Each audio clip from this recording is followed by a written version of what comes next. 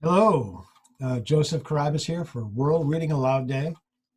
And a friend of mine, an author, uh, mentioned World Reading Aloud Day to me and asked me if I'd take part. I thought, sure, that sounds great. So I'm going to be reading a bunch of things today, three things, two of them from the Augmented Man, and one from my anthology, Tales Told Around Celestial Campfires. So, with your permission, from the Augmented Man, the surface section, the very beginning. 1 April 2053. Trailer closed his eyes and sat at the end of the bar where the cigarette burned cheap black formica countertop met the wall. He eased himself onto the last stool, tucking into the corner in the dim light, a spider hiding out of sight at the edge of its web. His fingers hovered over the cigarette burns closest to him, as if divining their cause, sensing them like small, unhealed wounds, seeing the people involved, learning if each burn was an accident or intentional. The door opened and he smelled the cool April evening on his skin. He was followed by the alcoholic breath and sweat of two men and a woman they supported between them. Trailer brought his attention back into the bar, collating the activity immediately around him. The barkeeper, a heavy-smelling man gnawing a toothpick, his face somewhere between needing a shave and growing a beard, walked over to Trailer. Yeah? A beer, whatever you got. The man grunted and walked to the other end of the bar. When he left, Trailer opened his eyes. A river of tattoos flowed up the man's left arm. An old-style claw prosthetic served as his right, its hinges and catches polished like silver and glinting in the mirrored bar light.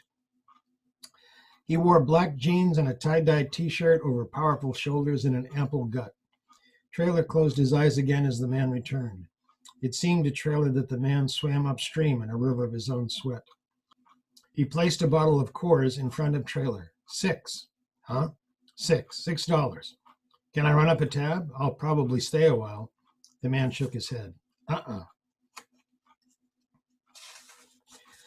Trailer handed him the money and nodded at the prosthetic. Amazonas? The man eyed him and shook his head cautiously. Loretto. I was there too. The man eyed him a moment longer, then nodded as he walked away. Uh-huh.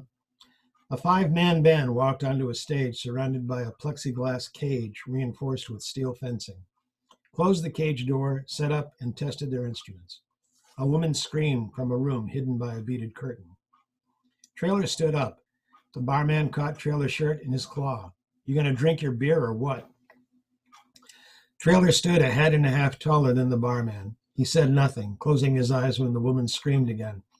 Eddie, Bill, the barman called out. We got ourselves a pretty boy here. Two scar-faced men got up from a table near the door and walked towards Trailer. He shook his head slowly, searching with his ears as a blind man might search out a strange sound. He moved his head from side to side and made a sound, quiet and deep in his chest, a great cat purring. His head snapped back and shook. He whispered, no, no, as if tasting something tart, bitter, something he wanted to spit out. Eddie and Bill smiled as they moved closer. Thin and wiry, Eddie had a chain around his waist, held on by a drop hook. Roll-back sleeves revealed lean, muscular arms, but with shoulders too high and too stiff for the arms they supported. He wore tight-fitting pants and taped his boots, the laces stopping halfway up.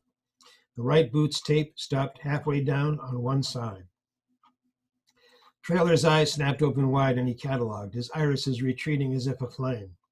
Parkerized military machetes, 50-centimeter sheath, cross harness, Walther P38, 9mm, short, 9-round capacity, right ankle, lift grip, Rockwell C57-59, EK combat knife, left ankle, rip release. Bill's face and scalp looked as if he'd been lied. Short and squat, the lines on his clothes were clean, hiding no weapons, but revealing the scarred musculature common to bikers who played too hard, too long. The woman screamed again. Trailer counted Eddie and Bill's footsteps by sound, measuring the two men by heartbeat. He felt Eddie's muscles twitch as Eddie thought about dropping his chain belt. Before Eddie's thought became action, Trailer's spine released and he grew. The barman's claw didn't open in time and he screamed as his prosthetic ripped out of its socket. Trailer's eyes closed and his face relaxed, becoming calm, pacific, the face of a child fallen asleep. He brought his head down hard onto Eddie's skull and smiled at the sharp-sounding crack. Thank you, The Augmented Man. Hope you enjoyed.